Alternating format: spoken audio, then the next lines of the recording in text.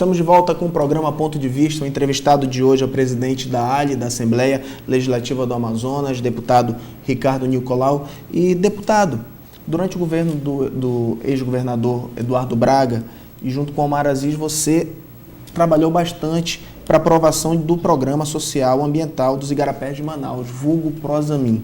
E também trabalhou no Programa de Águas para Manaus, que é o PROAMA. Como é que foi o trabalho direto nesses dois projetos de extrema importância para o nosso estado? Bem, eu tive a oportunidade de ser vice-líder do governador Eduardo Braga, vice-líder do governador Omar na legislatura passada, né? E me deu a oportunidade de participar desses dois programas e tantos outros, quanto a ponte, quanto a primeira lei de mudanças climáticas que foi feita e eu tive o prazer de relatar.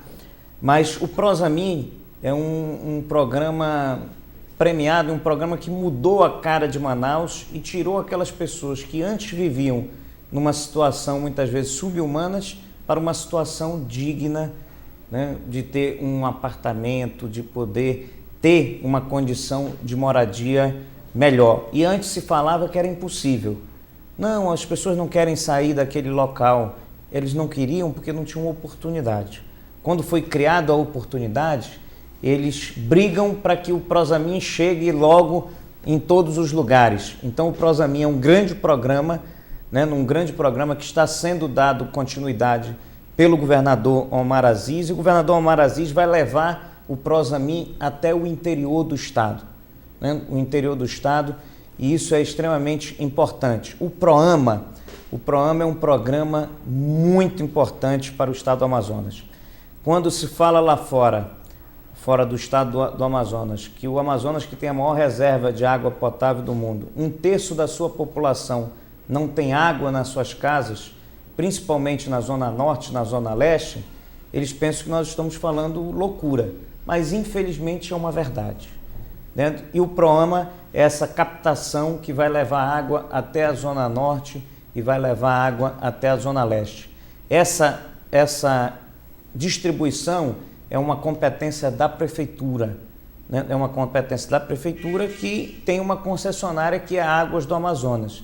O que nós esperamos é que a Águas do Amazonas, né, possa cumprir com a sua obrigação, possa cumprir com o seu dever de poder prestar um bom serviço, né, prestar um bom serviço à sociedade. Eu acho que uma das coisas básicas do ser humano é você ter água na sua casa. A água é saúde, a água é um bem necessário e importante. Então você vê no ano 2011 pessoas carregando água ainda na cabeça, é um absurdo, né? Então essa captação de água vai dar condições suficientes para interligar toda a rede de Manaus e poder ter água na casa das pessoas, né, principalmente pessoas humildes. Falando um pouquinho sobre o projeto da ponte sobre o Rio Negro, que o senhor também trabalhou bastante sobre ela.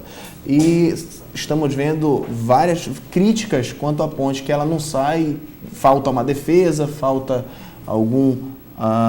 o término final, o Estado não quer pagar. Como é que está essa situação da ponte de fato? O Estado já fez uma liberação de recursos essa semana, né, para a obra, e existem duas questões, que são das defensas que ficam em torno dos pilares, que é uma exigência, e da iluminação da ponte, né, que estão sendo licitadas. A ponte, a obra civil está quase pronta, ela está quase interligada, mas não há possibilidade de você colocar em funcionamento se não houver as defensas e a iluminação da ponte. E isso está sendo providenciado para que, num prazo mais rápido possível, possa liberar a ponte e transformar o outro lado da cidade, porque vai existir o outro lado da cidade antes da ponte e depois da ponte. Eu falava até na eleição, na legislatura passada, em que muitos se assustaram quando eu falei que eu defendia que parte do Cacau Pereira, ao invés de virar município, seja fundido com Manaus. Por quê? Porque se nós unirmos Cacau Pereira com Manaus, nós vamos estender para lá o incentivo fiscal. Nós podemos ter um novo distrito industrial com uma logística muito mais fácil, porque fica próximo a um porto novo, ou próximo ao porto que vai ser construído. Você leva para lá mais infraestrutura, tem possibilidade de fazer uma cidade modelo, né? O governador já está anunciando a cidade universitária para o outro lado, né? E para o mercado imobiliário também seria um grande boom você fazer uma cidade planejada do outro lado. Mas nesses casos, por exemplo, para aumentar o incentivo para fora, para Cacau Pereira, só com uma fusão mesmo. Com uma fusão que é restrito a Manaus o incentivo. Exatamente. Mas integrando Cacau Pereira a Manaus, você estende os incentivos fiscais.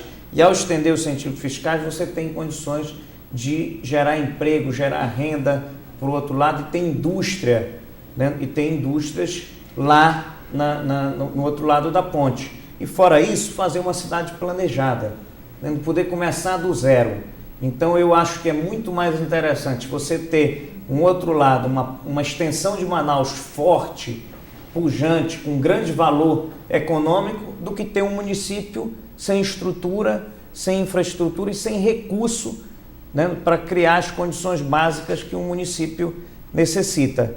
Então eu acho que isso aí também é uma discussão que nós haveremos de ter futuramente.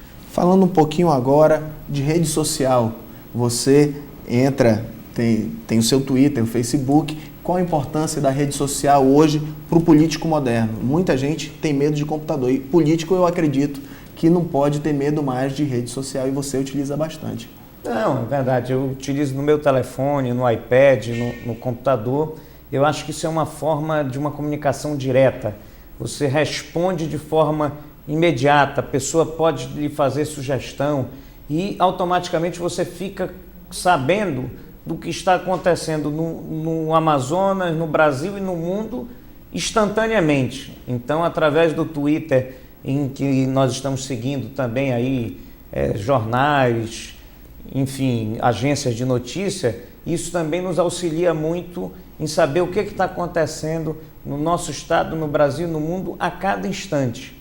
Né? A cada instante. E na fora, velocidade real. Na né? velocidade real, fora essa interligação com as pessoas. Né? Isso torna, essas redes sociais torna muito mais fácil a comunicação com o parlamentar, e eu utilizo isso todos os dias, já num programinha que eu baixei no meu próprio telefone, para poder acompanhar.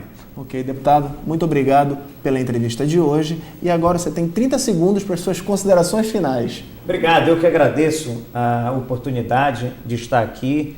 Muito obrigado pelo convite. Estarei sempre à disposição para poder passar tudo aquilo que a Assembleia está fazendo, que vai fazer. E é muito importante essa integração com a população, e o canal de comunicação é que faz levar a informação até as casas do amazonense. Muito obrigado pelo convite. Obrigado. E agora você fica com a música de Afonso Rodrigues. Um abraço e até amanhã.